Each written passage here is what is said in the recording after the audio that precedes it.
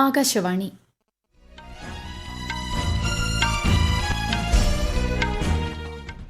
നമസ്കാരം. വാർത്തകൾ വായിക്കുന്നത് കൃഷ്ണ.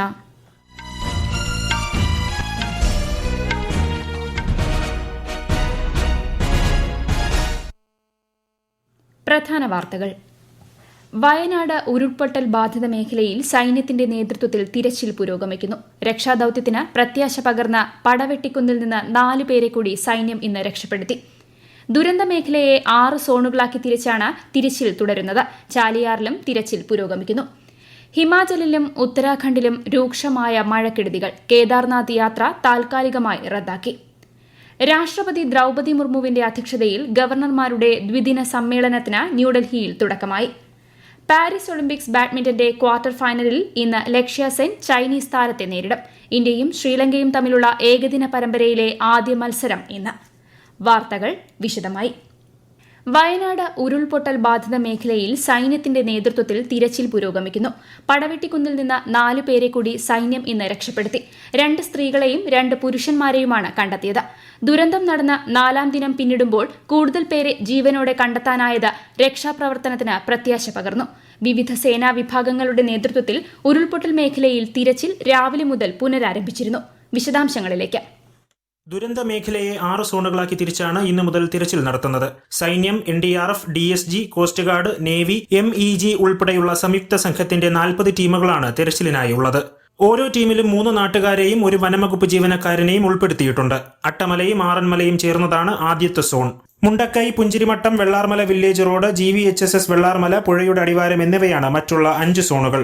ചാലിയാർ കേന്ദ്രീകരിച്ച് പുഴയിൽ തിരയുന്നതിനൊപ്പം പോലീസ് ഹെലികോപ്റ്ററും ഇന്നു മുതൽ സമാന്തര തിരച്ചിൽ നടത്തും. പുഴയുടെ അരികും മൃതദേഹങ്ങൾ തങ്ങി നിൽക്കാൻ സാധ്യതയുള്ള പ്രദേശങ്ങളും കോസ്റ്റ് ഗാർഡും നാവികസേനയും വനം വകുപ്പും ചേർന്ന് തിരയും. ഉരുൾപൊട്ടൽ മേഖലയിലെ തിരച്ചിലിൽ 6 കടാവർ നായകളും സഹായിക്കുന്നുണ്ട്.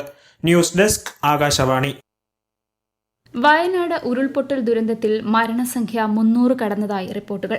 സംസ്ഥാന സർക്കാർ ഇന്നലെ വരെ 189 മരണങ്ങളാണ് ഔദ്യോഗികമായി സ്ഥിരീകരിച്ചത്.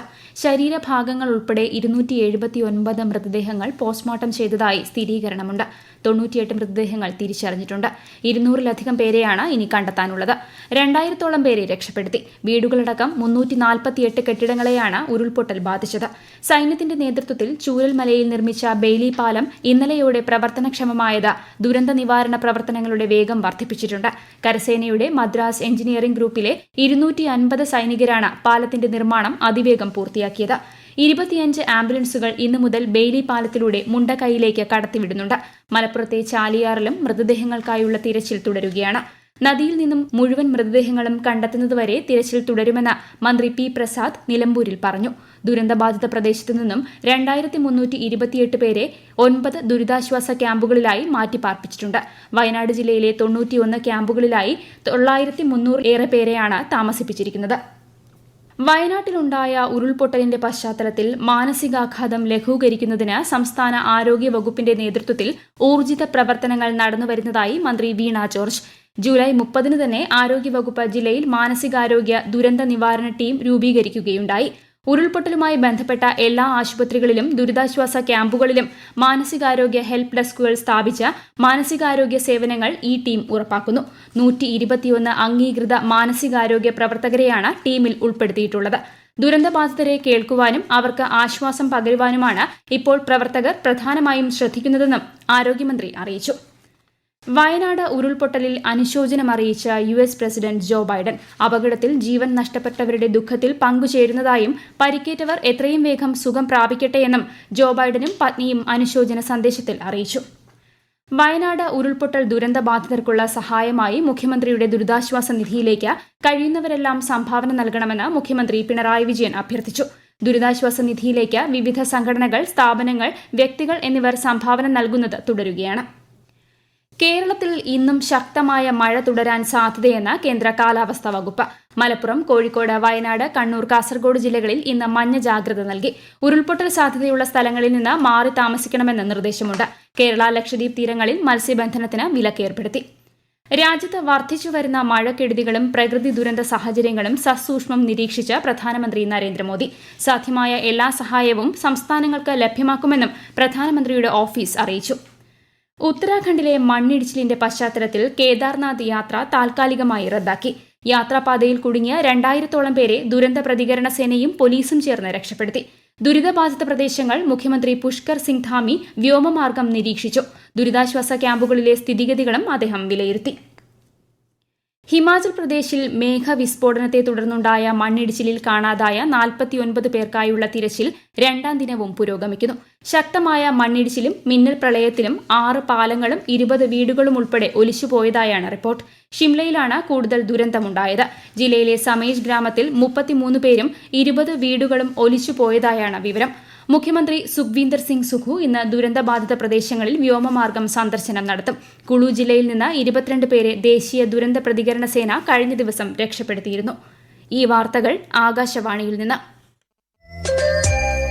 ആകാശവാണി വാർത്തകളും വാർത്താധിഷ്ഠിത പരിപാടികളും all India radio news Thiruvananthapuram എന്ന യൂട്യൂബ് ചാനലിൽ ലഭ്യമാണ്.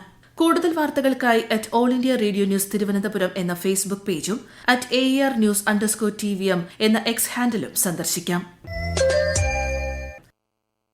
രാഷ്ട്രപതി ദ്രൌപദി മുർമുവിന്റെ അധ്യക്ഷതയിൽ ഗവർണർമാരുടെ ദ്വിദിന സമ്മേളനത്തിന് ന്യൂഡൽഹിയിൽ തുടക്കമായി.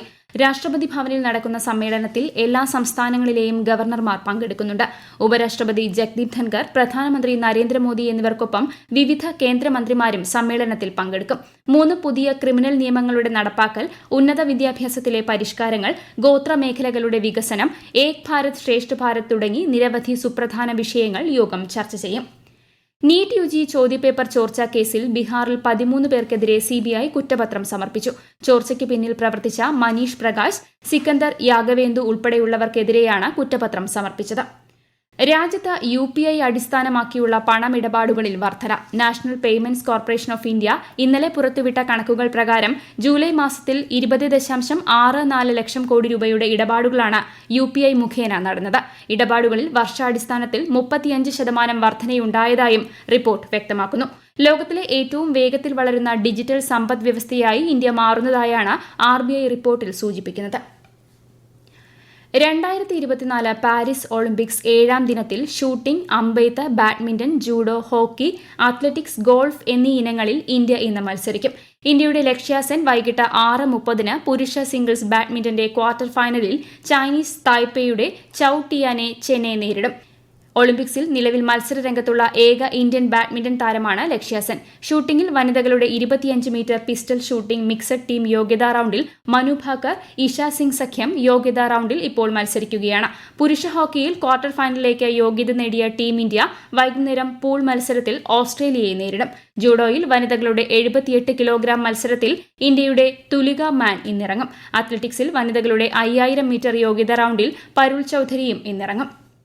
ഇന്ത്യയും ശ്രീലങ്കയും തമ്മിലുള്ള ഏകദിന പരമ്പരയിലെ ആദ്യ മത്സരം ഇന്ന് കൊളംബോയിലെ പ്രേമദാസ സ്റ്റേഡിയത്തിൽ ഉച്ചകഴിഞ്ഞ് 2:30 കളി ആരംഭിക്കും. 3 മത്സരങ്ങളാണ് പരമ്പരയിലുള്ളത്. ശ്രീലങ്കയ്ക്കെതിരെ നടന്ന 2020 പരമ്പര 3-0 ഇന്ത്യ സ്വന്തമാക്കിയിരുന്നു. ഇസ്രയേലിനെതിരെയുള്ള ഇറാൻ ആക്രമണങ്ങളെ പ്രതിരോധിക്കുമെന്ന് അമേരിക്ക. ഇസ്രയേൽ പ്രധാനമന്ത്രി ബെഞ്ചമിൻ നെതന്യാഹുവുമായി പ്രതിരോധത്തിനായി അമേരിക്കൻ സൈന്യത്തെ വിന്യസിക്കുന്ന കാര്യം ജോ ബൈഡൻ ഇന്നലെ ചർച്ച ചെയ്തിരുന്നു. ഇറാന്റെയും ഹമാസ്, ഹിസ്ബുള്ള, ഹൂതി എന്നീ തീവ്രവാദ സംഘടനകളുടെയും ആക്രമണങ്ങളിൽ നിന്ന് ഇസ്രയേലിനെ സംരക്ഷിക്കാനുള്ള അമേരിക്കയുടെ പ്രതിബദ്ധതയും വൈറ്റ് ഹൌസ് പ്രസ്താവനയിൽ വ്യക്തമാക്കി. ഹമാസ് രാഷ്ട്രീയകാര്യ മേധാവി ഇസ്മായിൽ ഹനിയ ഇറാനിൽ വച്ച് വധിക്കപ്പെട്ടതിന് പിന്നാലെ ഇറാനിൽ നിന്നുള്ള പ്രത്യാക്രമണ സാധ്യത പരിഗണിച്ച് ഇസ്രയേൽ സുരക്ഷ വർദ്ധിപ്പിച്ചിരിക്കുകയാണ്. ഇസ്രയേലിന് ശക്തമായ തിരിച്ചടി നൽകുമെന്ന ഇറാൻ പരമോന്നത നേതാവിന്റെ മുന്നറിയിപ്പും ഇസ്രയേൽ സേന ഗൌരവമായി എടുത്തിട്ടുണ്ട്. രാജ്യത്തെ ചരക്ക് സേവന നികുതി വരുമാനത്തിൽ റെക്കോർഡ് വർധന. GST വരുമാനം കഴിഞ്ഞ മാസം 10.3% വർദ്ധിച്ച് 1,82,000 കോടി രൂപയിലെത്തിയെന്നാണ് ധനമന്ത്രാലയം പുറത്തുവിട്ട കണക്കുകൾ. പ്രധാന വാർത്തകൾ വീണ്ടും. വയനാട് ഉരുൾപൊട്ടൽ ബാധിത മേഖലയിൽ സൈന്യത്തിന്റെ നേതൃത്വത്തിൽ തിരച്ചിൽ പുരോഗമിക്കുന്നു. രക്ഷാദൌത്യത്തിന് പ്രത്യാശ പകർന്ന പടവെട്ടിക്കുന്നിൽ നിന്ന് 4 പേരെ കൂടി സൈന്യം ഇന്ന് രക്ഷപ്പെടുത്തി. ദുരന്ത മേഖലയെ 6 സോണാക്കി തിരിച്ചാണ് തിരച്ചിൽ നടക്കുന്നത്. ചാലിയാറിലും തിരച്ചിൽ പുരോഗമിക്കുന്നു. ഹിമാചലിലും ഉത്തരാഖണ്ഡിലും രൂക്ഷമായ മഴക്കെടുതികൾ. കേദാർനാഥ് യാത്ര താൽക്കാലികമായി റദ്ദാക്കി. രാഷ്ട്രപതി ദ്രൌപദി മുർമുവിന്റെ അധ്യക്ഷതയിൽ ഗവർണർമാരുടെ ദ്വിദിന സമ്മേളനത്തിന് ന്യൂഡൽഹിയിൽ തുടക്കമായി. പാരീസ് ഒളിമ്പിക്സ് ബാഡ്മിന്റന്റെ ക്വാർട്ടർ ഫൈനലിൽ ഇന്ന് ലക്ഷ്യ സെൻ ചൈനീസ് താരത്തെ നേരിടും. ഇന്ത്യയും ശ്രീലങ്കയും തമ്മിലുള്ള ഏകദിന പരമ്പരയിലെ ആദ്യ മത്സരം ഇന്ന്. വാർത്തകൾ കഴിഞ്ഞു. അടുത്ത വാർത്താ പ്രക്ഷേപണം വൈകുന്നേരം 6:30.